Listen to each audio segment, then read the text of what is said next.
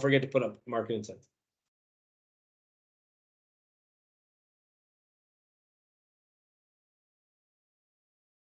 Good afternoon, everybody. Welcome to our March session of Market Insights. Before we jump into today's questions, let's hear from our legal sponsors.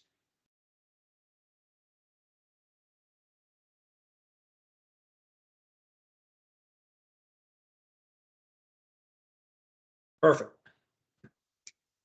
Well, as always, we kick it off with kind of a recap of what we discussed in February. We are coming from Park Edge World Headquarters outside of Philadelphia in Puerto Rico. So we got all bases covered here. So Rich, why don't you give us a recap of our last meeting and what's occurred here over the last 30 days or so? Let me kick that to Gavin first, and then I'll add on.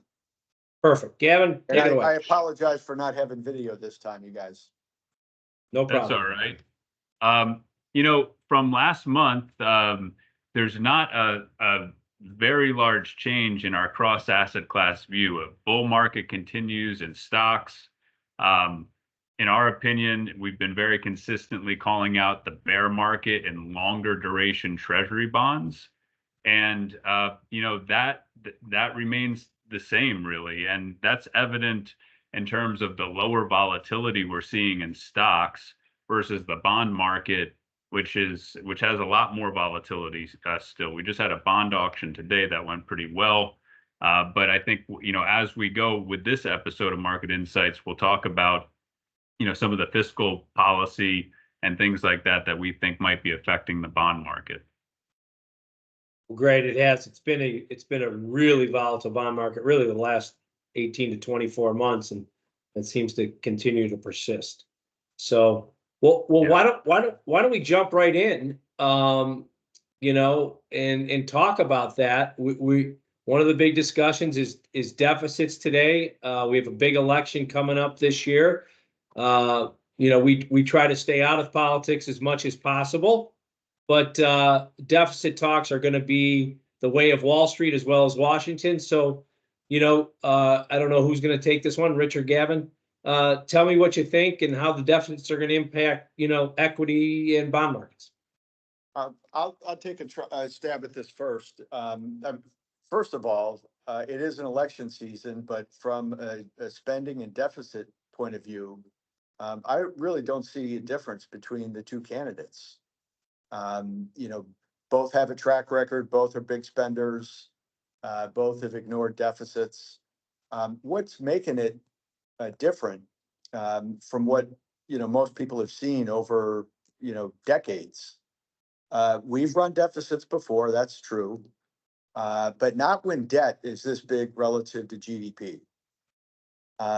There's a term going around that if clients haven't heard it by now, I'm sure they'll hear it at some point, called, fiscal dominance. And, that applies where deficits have become so large, debt relative to GDP has become so large, that the main driver is not the Federal Reserve or the central bank, but the fiscal authority. In this case, the Treasury. And this is something that we've been talking about now for, I don't know, maybe the last 3, 4, 5 sessions, that the Treasury has become the marginal determinant of liquidity, not the Fed. The Fed's on autopilot with $60 billion a month shrinking their balance sheet, and they're done hiking rates. It's what the Treasury does with their issuance. If you have very large deficits, they have to sell that debt to somebody.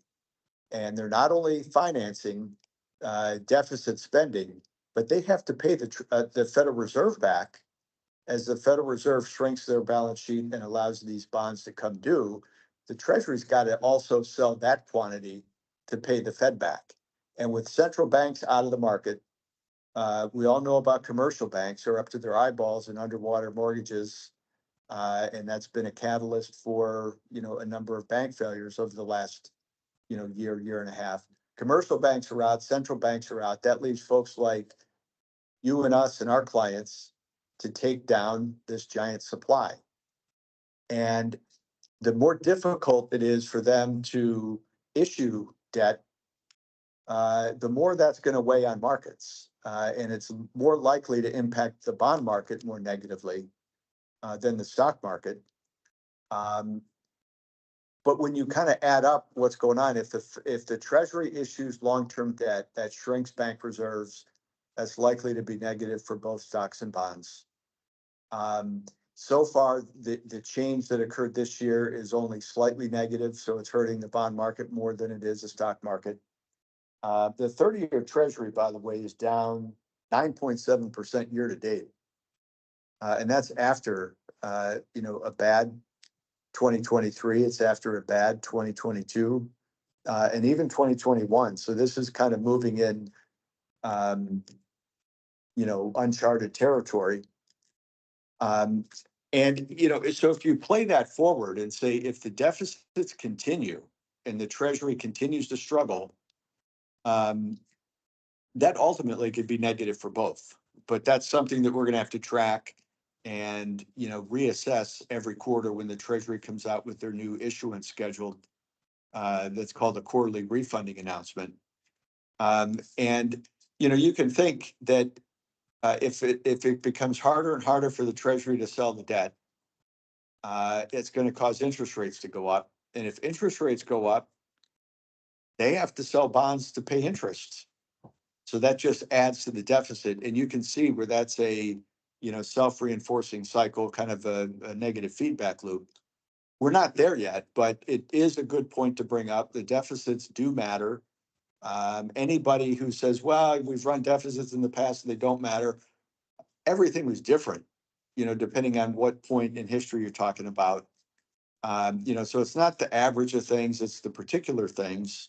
And the setup now, a lot of the particular things are aligned to say that, deficits are going to be problematic. And on that score, I don't really see a difference in, the two candidates and how they're going to approach it. That's interesting. Gavin, do you have anything to add to that, or what are your thoughts? No, I think that was well done. Well, that's interesting. And these markets continue, or at least the equity markets continue to perform, maybe to the surprise of some. And that leads us to a question that we received from a client. And, we had sent out a piece earlier this week to ask clients to participate and ask questions that may be on the top of their mind. And I believe I sent you a piece that a client sent me. We talk about all this data, but there's other things that affect investors, maybe more so than the data. And I want you guys to kind of comment, if you will, on this piece that a client did send us. And thanks, Gavin, for putting that up. But keys to investment success, taxes and estate planning, asset allocation. Boy, we preach that day in and day out. But talk a little bit about investor behavior. That's on the basis for the triangle there too. Yeah. Rich, do you want me to take this one first? Sure, go ahead. Yeah, it's an interesting time for this to come up. And, over market cycles, over the longer term, you see investment behavior, emotional behavior on both sides. You could have extreme fear. You could have extreme, greed. And I think what we've seen, I wouldn't call it extreme greed or anything, but people looking at the equity returns so far this year, NVIDIA, some of those stocks, and kind of almost in disbelief, even if they own them, to kind of think like, can this keep going? And the emotional component comes in. And I think what we would say at ParkEdge is we have a process for that, which means when you feel yourself getting emotional, talk to your advisor, talk to someone at ParkEdge, and make sure you're on track with your plan. You're, running your own process. Just come right back to center and keep doing what you need to do. And if you don't feel like you have that, we can help you with that. That's what we do. So I think it's an interesting time. And I would just say, when some people get emotional, it's good to just bring everything, like I said, back to center and see where things stand and keep doing the things that you need to be doing to be successful in the long term. Yeah, what I would add to that is that, historically, you can track investor behavior. You can see it in positioning surveys. You could see it in a number that's called skew, which is, what are investors willing to pay for a call option relative to a put option. There are ways to quantify that. And it really is a way of capturing sentiment. But sentiment follows price. So the reason that's so important to get the investor behavior part down pat on the bottom is that sentiment is notoriously a contraindicator, right? So when Barron's does a cover story like the one they have now saying bet on the bull, the track record of those, and people have gone back and looked at, magazine covers. The Economist is out with, how high can the market go? And the magazine cover indicator is a measure of sentiment. And it actually works better if you do the opposite of what they report. So when investor sentiment is extreme positive, it really pays to do the opposite. And that's, proven with data, proven historically. But it's hard to do because you're going against the grain. And that's why, hopefully we have enough built into our process to say we want to be aware of what sentiment is doing because behavior does drive things. And to the extent that a catalyst comes along, could disrupt a lot of investors. So yeah, definitely keeping emotions as contained as possible, is worth quite a bit. Well, that's great. And I couldn't agree more. We've all been through these markets, and we as professionals sit every day and sometimes wonder why things are going in the direction they are. And sometimes markets, they usually get it right over time, but in the short term, anything can happen. And we'll look at stocks that we wonder why they're not going up, and others that continue to go up, and we wonder when's the bottom going to hit. So, well, listen, guys, an interesting exercise just for fun is, you pull out a sheet of paper and you keep it in your file drawer. And whenever you're feeling like exuberant, note the date and say, okay, what would I do if I do the opposite of this? Right. Or, if there's ever a point where you're feeling, stressed or worried or whatever, note what that is and what day. And then what if I do the opposite? And then, check it a year down the road, 2 year, Gavin and I both keep kind of a daily notebook of notes and thoughts and stuff like that. And it really, even for professionals, you have to be deliberate about controlling emotions and not allowing sentiment to drive things. And that, goes back to that base of the pyramid. Agree. Well, listen, guys, a very productive session. We shall see how things turn out.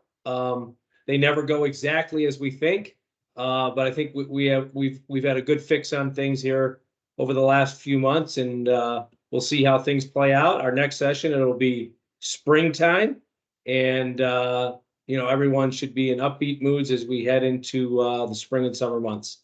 So with that, thanks, guys, and we'll see you next month. All right. Take care, guys.